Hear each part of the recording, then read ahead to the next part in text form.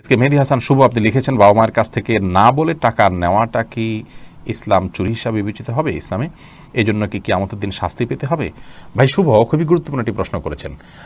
বাবা মার পকেট থেকে টাকা চুরি করেননি এরকম ছেলে বা এরকম মেয়ে, এরকম কিশোর বোধহয় খুব কমই পাওয়া যাবে। আমরা বেশিরভাগ লোকই হয়তো এই মাসালায় ধরা পড়ে যাব। তো এই ক্ষেত্রে ইসলামের শরিয়ার যে মূলনীতি সেটা আমরা যদি বলতে যাই তাহলে বলতে পারি যে বুখারী মুসলিম এক যে বর্ণনা করেছে যে নবী করিম সাল্লাল্লাহু আলাইহি ওয়াসাল্লামের কাছে এক ব্যক্তি এসে বলল, ইয়া রাসূলুল্লাহ, আমার ছেলে সে আমাকে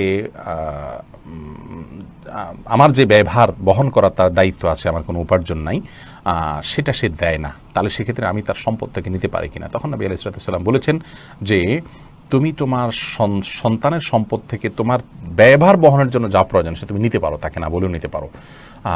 কারণ বাবা যখন বৃদ্ধ হয়ে যান, সন্তান যখন উপার্জন অক্ষম হয়ে যায়, বাবার যখন উপার্জন বন্ধ হয়ে যায়, তখন তার জন্য ব্যয় করা সন্তানের কর্তব্যের অংশ হয়। সেই হিসাবে সন্তান ব্যয় করবে তার জন্য।